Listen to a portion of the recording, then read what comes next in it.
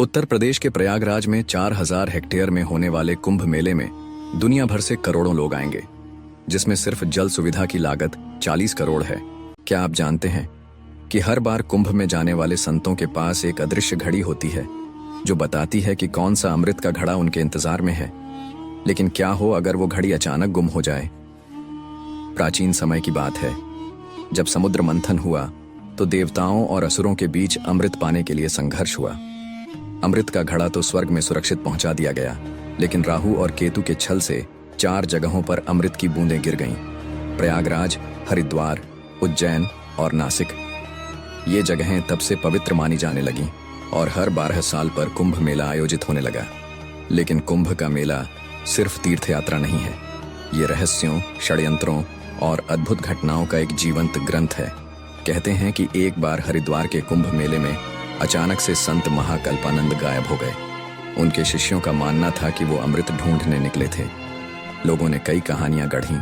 कोई कहता कि उन्होंने गंगा के अंदर एक रहस्यमयी द्वार पाया जो उन्हें पाताल लोक ले गया, तो कोई कहता कि वो अब अमर हो चुके हैं और हिमालय में तपस्या कर रहे हैं। इस बीच उज्जैन के कुंभ मेले में एक और चौंकाने वाली घटना हुई। एक योगी, जिन्हें अग्निधर कहा जाता था, ने दावा किया कि अमृत अब भी इन 4 जगहों पर छुपा हुआ है और इसका पता लगाने के लिए एक विशेष मंत्र चाहिए। लेकिन वो मंत्र सिर्फ एक व्यक्ति को पता था, एक बूढ़ी महिला जिसे सब माई गंगोत्री कहते थे। माई गंगोत्री के पास एक रहस्यमयी पुस्तक थी जो उनकी झोपड़ी के कोने में धूल खा रही थी। जब योगी ने माई से पुस्तक मांगी तो उन्होंने कहा, पुस्तक मैं दूंगी, लेकिन पहले मेरे बैल को नहलाओ। योगी ने जैसे ही बैल को नहलाने की कोशिश की, बैल ने उन्हें गंगा में गिरा दिया। पूरा मेला हंसने लगा। योगी ने गुस्से में कहा, ये बैल तो शैतान है। माई ने मुस्कुराते हुए जवाब दिया, शैतान नहीं, ये वो बैल है जिसने समुद्र मंथन के समय भगवान शंकर का साथ दिया था।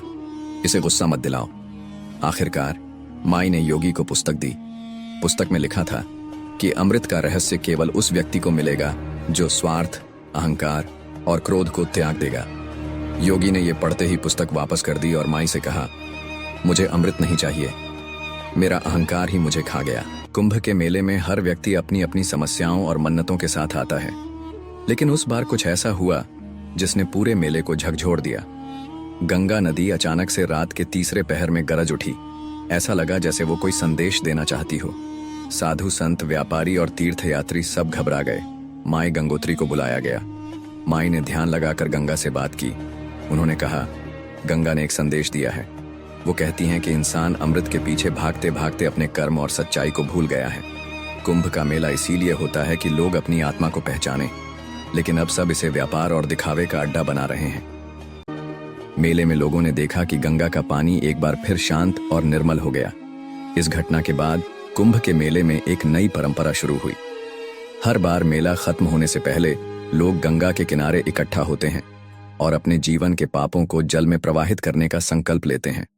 माई गंगोत्री ने अपनी अंतिम सांस भी गंगा किनारे ली। कहते हैं, उनके जाने के बाद उनके झोपड़े से रहस्यमयी पुस्तक भी गायब हो गई, लेकिन उनकी बातें और कुंभ के मेले के अनुभव आज भी हर तीर्थयात्री को याद हैं। कुंभ मेला न सिर्फ एक उत्सव है, बल्कि यह हमें यह समझाने का जरिया है कि अमृत सिर्फ अमृता का प्रतीक नहीं है।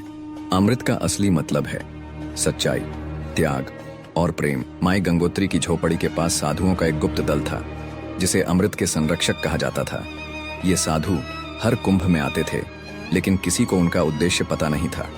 कहा जाता था कि ये वही साधु थे जो समुद्र मंथन के समय से अमृत की रक्षा कर रहे हैं।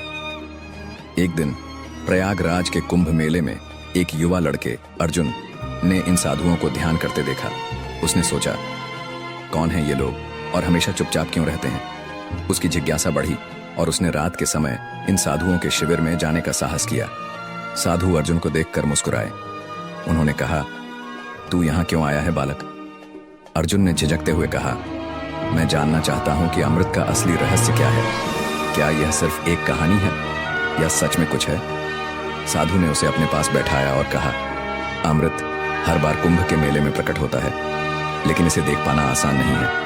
अमृत वो है जो हर इंसान के भीतर छुपा हुआ है। जब कोई सच्चे दिल से दया, करुणा और सत्य का पालन करता है, तो वही उसका अमृत है। अर्जुन ने पूछा, तो क्या समुद्र मंथन की कहानी झूठी है? साधु ने कहा, नहीं, वो सच है, लेकिन अमृत का रूप हर युग में बदलता है। आज के युग में अमृत का मतलब है मानवता का सम्मान और अपने कर्तव्यों का पालन। साधु के आशीर्वाद से अर्जुन ने मेले में घूमते हुए कई अद्भुत अनुभव किए। उसने देखा कि एक गरीब महिला, जिसके पास खाने को कुछ नहीं था, कैसे अपनी आखिरी रोटी एक भूखे साधु को दे रही थी।